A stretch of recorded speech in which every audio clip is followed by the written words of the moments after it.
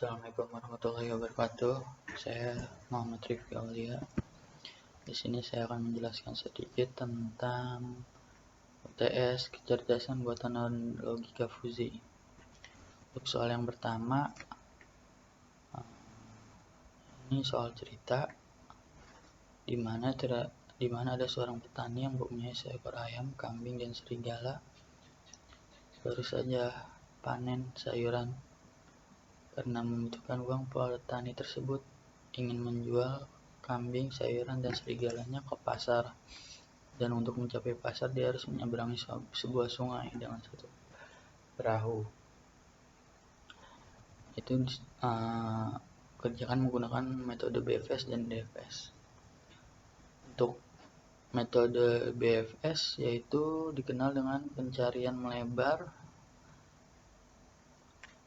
atau bisa dibilang algoritma yang melakukan pencarian secara melebar yang mengunjungi simpul secara pre-order, yaitu mengunjungi suatu simpul kemudian mengunjungi suatu simpul yang bertetangga dengan simpul tersebut terlebih dahulu. Demikian seterusnya. Dan untuk yang DFS dikenal juga dengan pencarian mendalam, dilakukan pada suatu simpul pada setiap tingkat dari paling kiri. Jika pada level yang paling dalam tidak ditemukan solusi, maka pencarian cerdas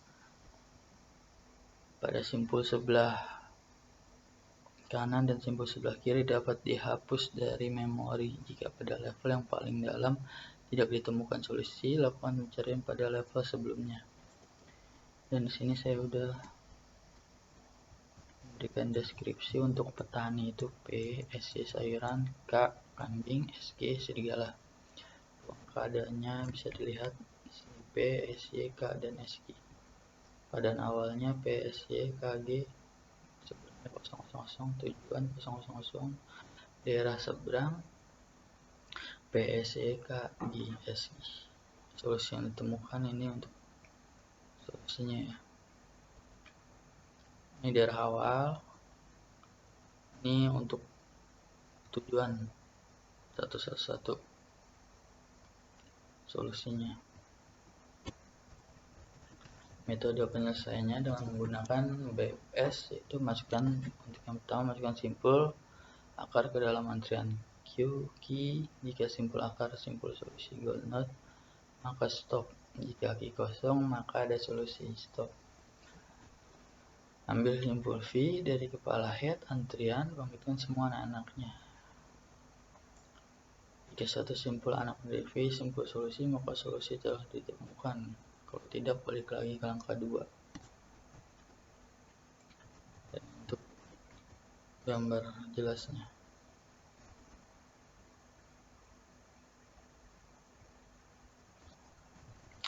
untuk yang metode DFS itu masukkan simpul akar ke dalam antrian key. Untuk 1, 2, 3 kayaknya sama dengan BFS.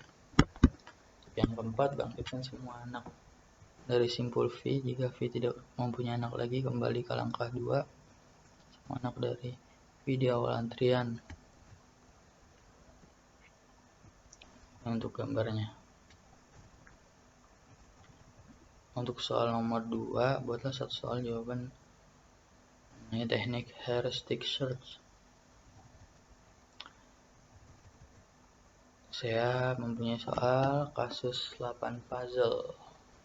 Ada 4 operator yang dapat digunakan untuk menggerakkan dari satu keadaan ke keadaan yang baru dan tujuan keadaan baru.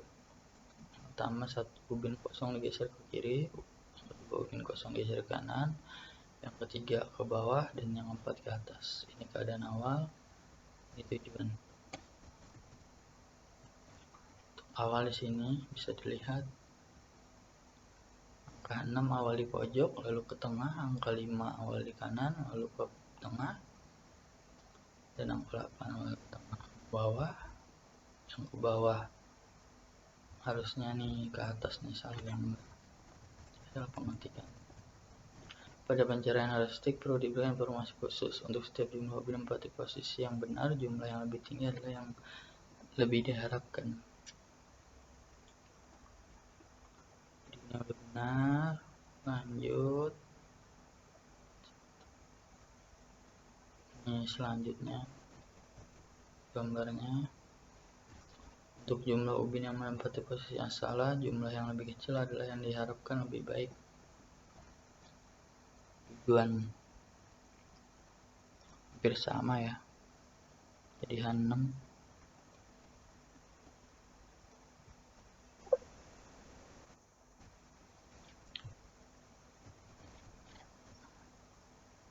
Hitung total gerakan yang diperlukan mencapai tujuan, jumlah yang lebih kecil adalah yang diharapkan. Ini dia, untuk gambarnya bisa dilihat. Untuk soal nomor 3, jelaskan beberapa penyajian knowledge yang Anda ketahui dan beberapa contohnya. Yang pertama, logical reasoning. Logical reasoning mempunyai dua arti, yakni arti luas dan sempit. Untuk arti luasnya yaitu logika hukum berhubungan dengan aspek psikologis yang dialami hakim dalam membuat suatu penilaian keputusan hukum.